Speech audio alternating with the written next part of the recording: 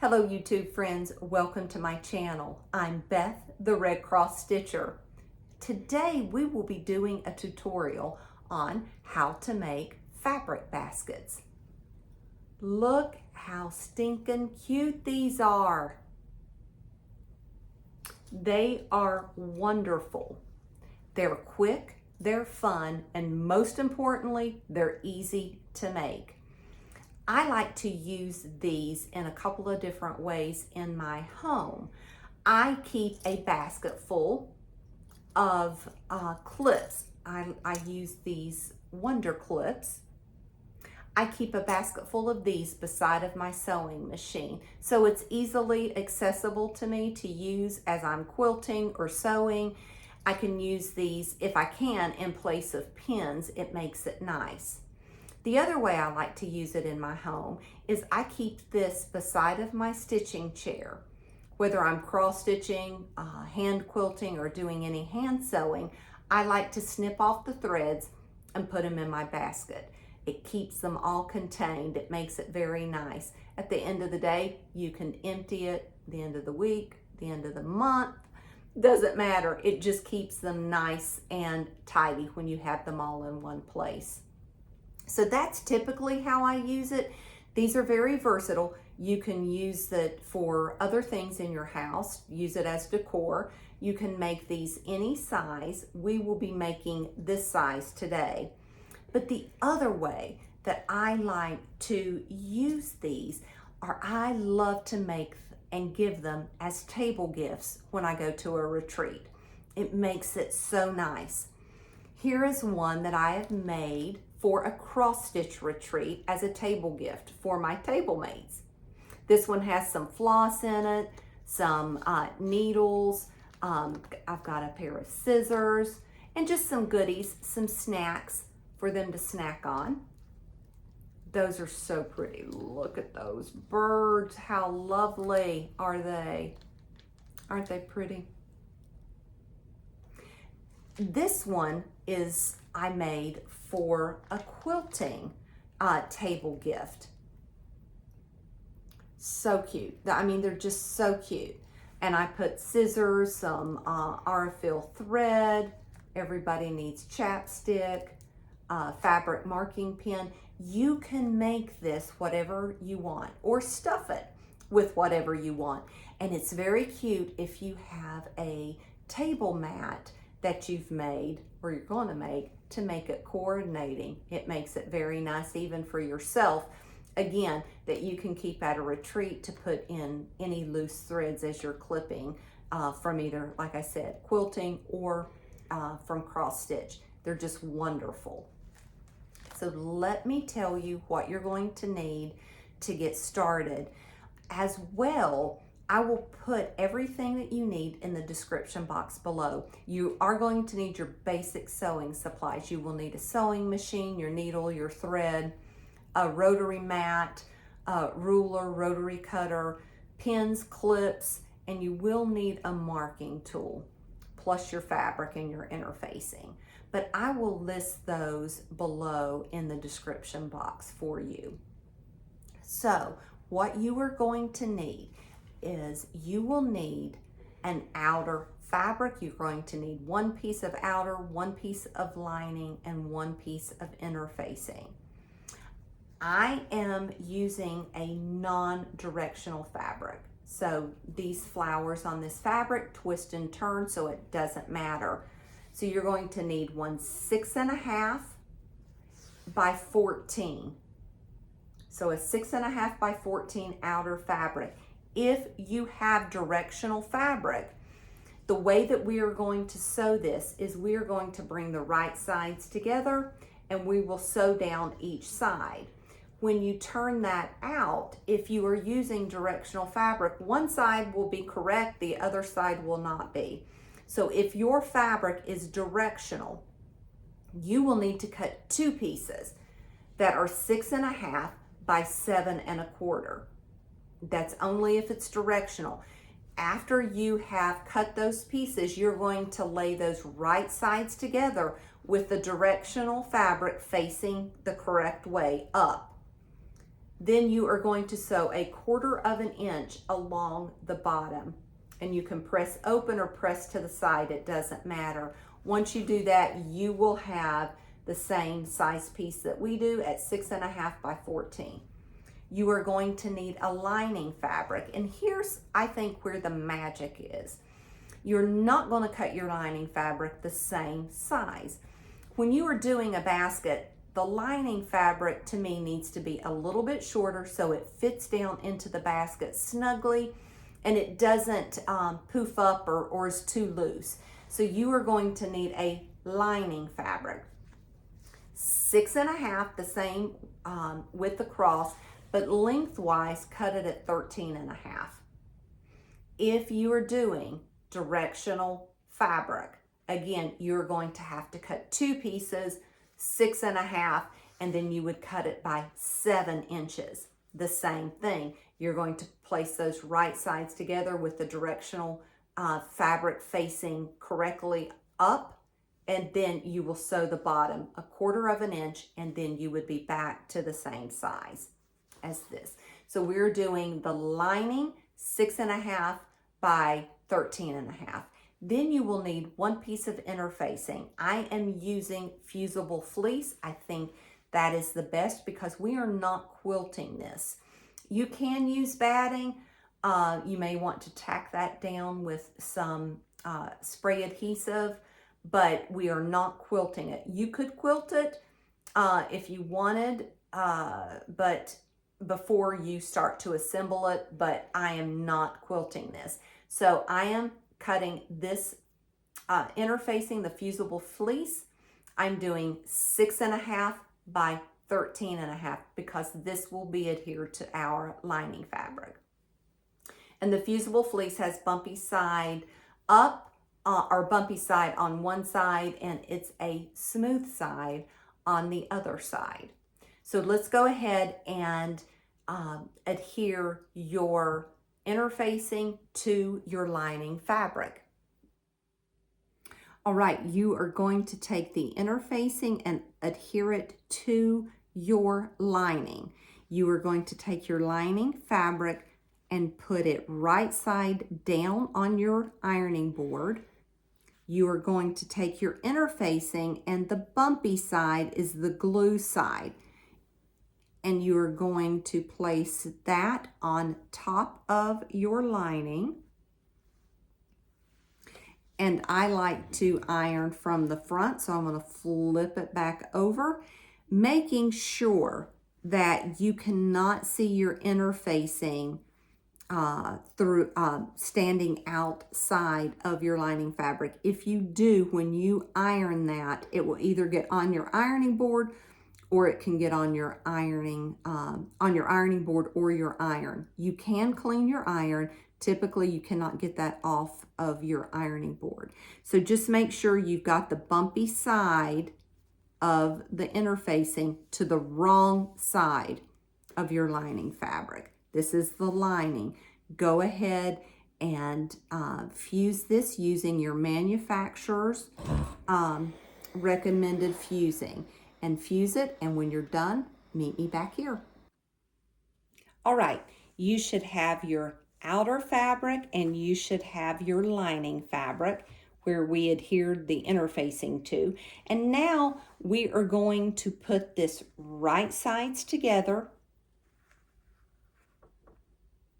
matching up the raw edge on the top and down the sides. You can use a clip or a clips or pins if you want to clip or pin in place. And again, the most important thing is making sure your raw edges are lined up on the top and on the side. We are going to use 1/4 inch seam allowance and only sewing from the top down to the fold. So it looks like this. We're just folding it up. Okay, you will back stitch at the beginning and at the end. We are not sewing the fold and we're not sewing the top. So we're going to do that to both the lining and the outer fabric. I am sewing today on my FOF. This is a Quilt Expression 4.2 that I'm sewing on. So I'm going to go ahead and line mine up. 1/4 inch seam allowance.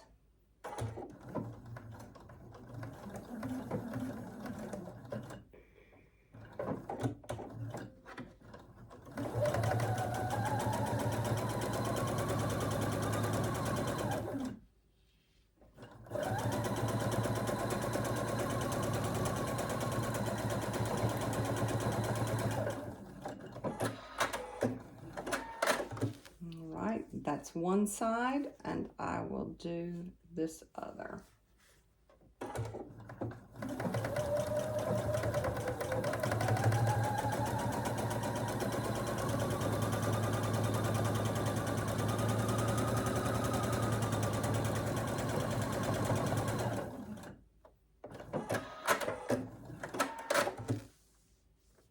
All right, you now have both sides sewn on the lining, and you are going to repeat this for your outer. Same thing, you are going to line up the raw edges and sew down the sides.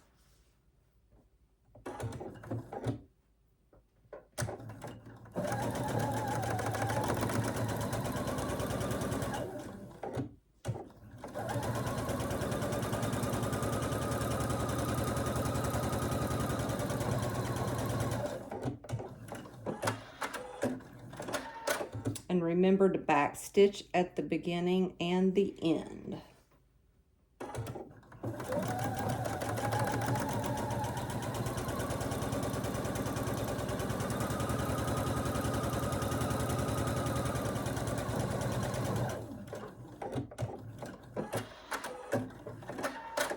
Now we're going to go ahead and make markings for our corners. So I'm going to go to the table and I'll meet you over there. All right, now we need to mark each corner of the outer fabric and the lining fabric at 1 1/4 inches. I've already marked my lining, and we need to do the same on the outer. So 1.5 inches, I am using an 1.5 inch Creative Grids ruler, so it makes it easy. And what you want to do is match up the bottom of the outer piece with the edge of the ruler, because mine is 1.25 inches, and I'm or 1.5 inches, and I am putting the 1.5 inch marking of the ruler on the edge of the fabric. And you are just going to mark this on both corners of the fold, where the fold is, not where the opening is, where the fold is. So go ahead and mark.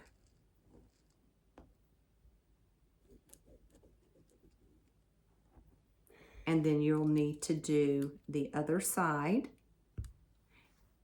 And we need, this is important that we do the same on the lining as well as the outer for the boxed corners. So again, I am just marking 1.5 inches on each side. So I now have my markings on the outer and on my lining. Go ahead and trim these with a pair of scissors and cut these out. All right, I'm going just to go ahead and trim these on the line and just trim them off. You can use your rotary cutter for this if you want, instead of scissors, but go ahead and cut those off, both on the outer, and do the liner as well, and I'll meet you back. After you have cut out your corners on both pieces, go ahead and give that a press so you're getting a crease on that bottom fold, it will make it easier when we go ahead and sew those boxed corners together. All right, we are now going to sew the boxed corners together. So I've pressed the bottom of that fold, so I have a crease line, and you're going to open that up like that.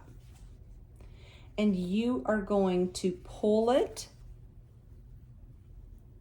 flat, and now you have this crease line that you can match up with your seam line and get that flat just like that. And again, if you want to use clips here or pins, you can. You just want to get that flat and sew a 1/4 inch across the bottom.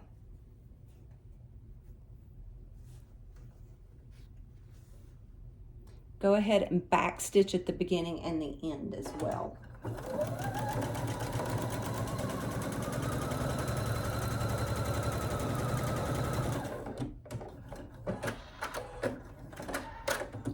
Okay, we are going to do the same thing to this other side.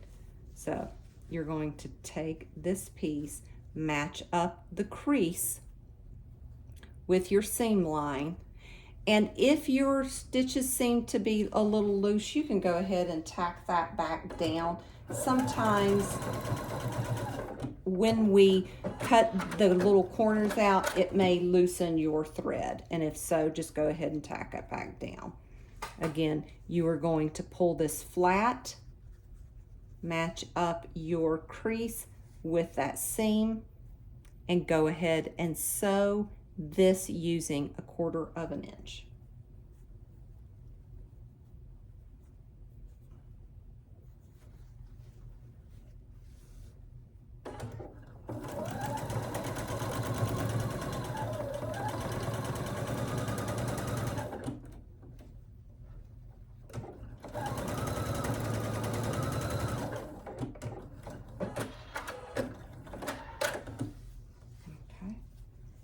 So there you have your 1/4 inch sewn. Now we're going to turn. It doesn't matter whether you turn the lining or whether you turn the outer fabric, but one needs to be turned right side out, one needs to be turned inside out. All right, I'm going to go ahead and turn my outside right sides out. And like I said, you can turn this one or you can turn your lining fabric. It doesn't matter. But we're going to put right sides to right sides. So again, either or, it doesn't matter. And then you will fit that down inside one another. Again, where the right side of your outer is matching the right side of your lining. And go ahead and line it up at the seams. This is where it is very helpful to have some clips or some pins. If you want to grade out this seam, you can, and you can trim a little bit on the edge of the piece with the lining, if that would help you to not be so thick when you sew it. So again, you're just lining up your seams. You can push one seam allowance going one way and another one the opposite way. So so they're nested. You want this top edge to be matched at the very top, and then just nest those seams and pin it or put a clip in it. We're going to go to the other side and do the same exact thing. Nest those seams, one seam going one way, the other one going the opposite way. So you're nesting those seams. Raw edge needs to be together, and go ahead and put a clip on that. Now you can clip around the top. You do want to leave an opening. I'm going to push that in some. You want to leave an opening to turn this. So just go ahead and match up the raw edge, put a few pins or clips in it.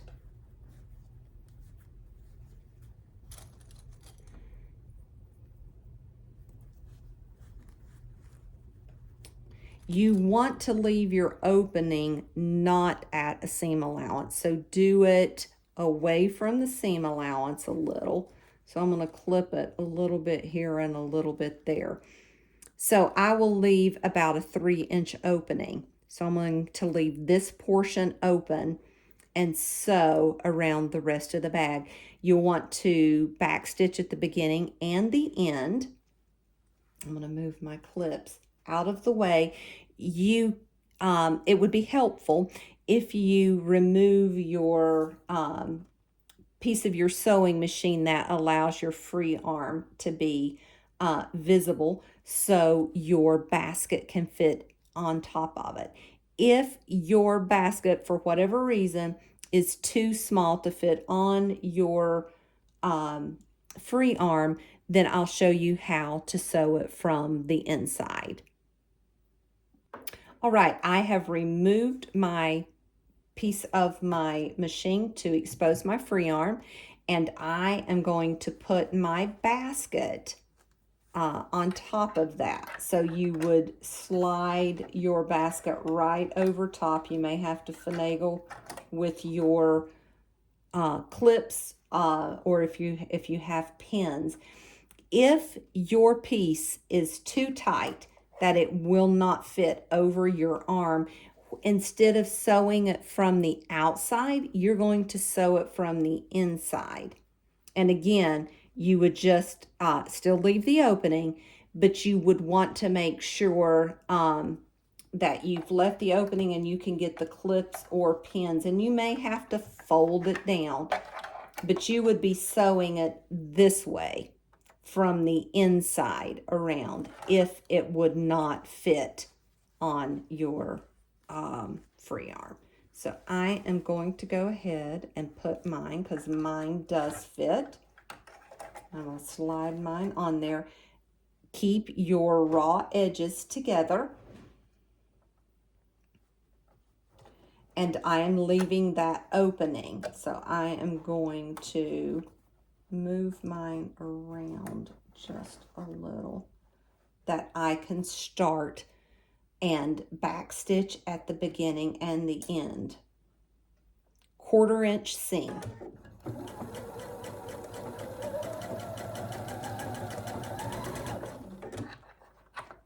And as you come around your bag, I actually have my seam flipped this way because when I sewed the bottom of the bag. So I'm actually going to take my clip off and re-flip my seams so they can be nested going the opposite way.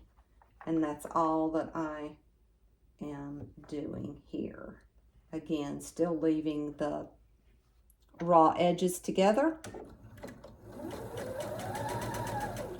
Because it is thick, you may have to help it up under your presser foot. It all depends on the machine you have. But it is just a little thick at the seam.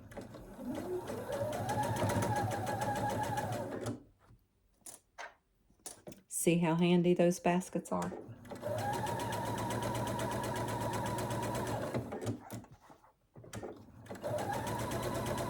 Just make sure you're keeping your lining and your outer even at the top.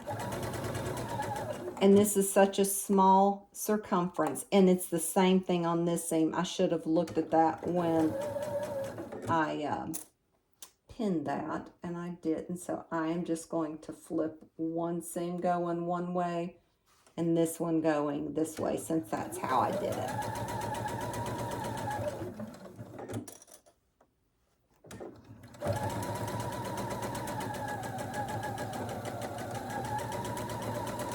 Back stitch. So now we have the top sewn, we have the opening still, And this is the perfect time to make sure as you're pulling your bag through, if you did not catch all of your fabric in, you can go ahead and redo it at this point and tack it back down. But you're going to take that opening and you're going to pull the bag through. It doesn't matter whether you pull the lining or the outer fabric first, because they both have to come out. That is why we backstitch at the beginning and the end, to make it easier so it doesn't rip as you pull it through.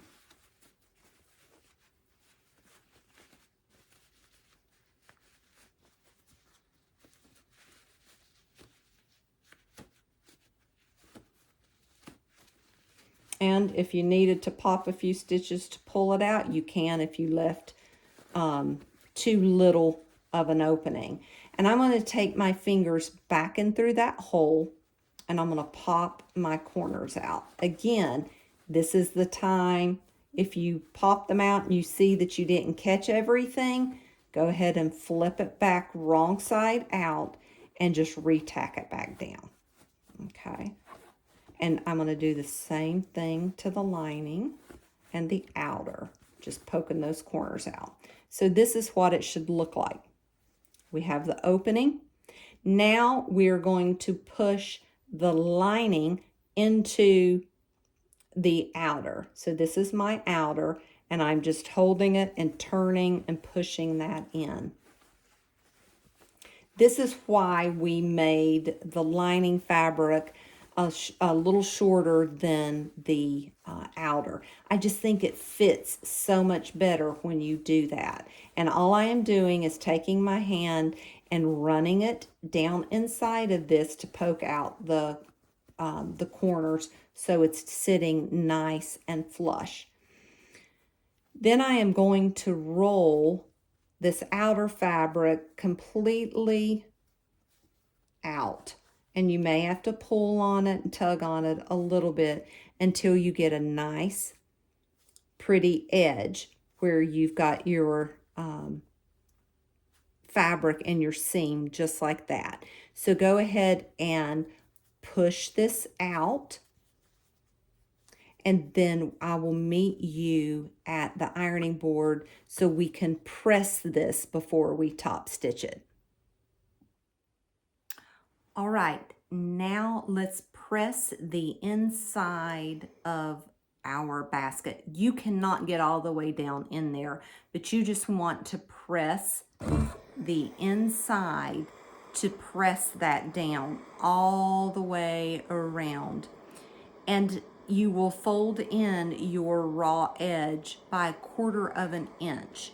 So go ahead and do that, and then I'll meet you back after everything is ironed. All right, my piece is pressed all along the top. I folded in a 1/4 inch where we left the opening to turn it, and now we are going to top stitch all the way around using an 1/8 of an inch seam allowance thereabout. Now, again, if you cannot get your basket over your free arm to sew it on the outside, you would just turn it this way and sew from the inside. Now we are sewing all the way around the top. And I like to start, once you get this pressed, you can hardly tell where your opening is. Right here is my opening. So I will start close to my seam line coming around. Again, this is a little thicker, so you may have to help it just a little. When you are top stitching, you do not want to do a bunch of back stitching. This is now visible. You're going to be able to see that. So if you sew all the way around and then just come over your original beginning stitches by maybe 2 stitches, you will lock it in place and be good. So again, I am doing an 1/8 of an inch. You can use coordinating thread here if you want, or a thread that will blend into the background, either or.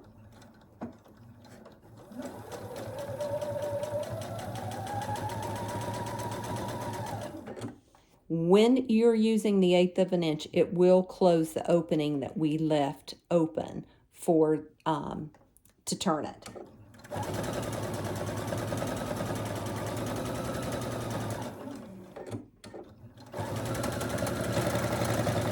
And just like that, mine's a little thicker, so I'm going to help it over that hump and continue on.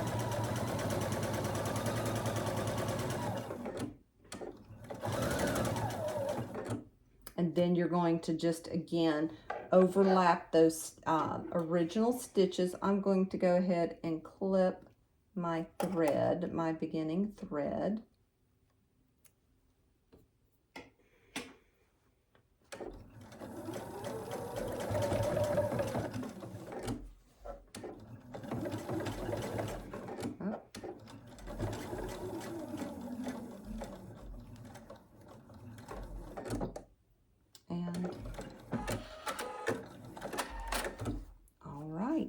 Go ahead and clip your threads.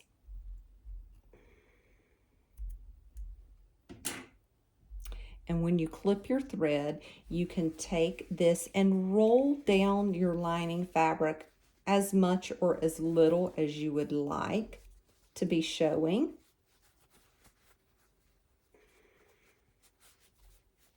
And then you can give it another press. And there is your bag. Look how cute, the basket. Look how pretty. So I would press mine again. I just think it needs another good little pressing. And there you have it. You've made a fabric basket. And there you have it. Your fabric basket that you just made. Look how pretty. These are easy again, very easy, fun to make.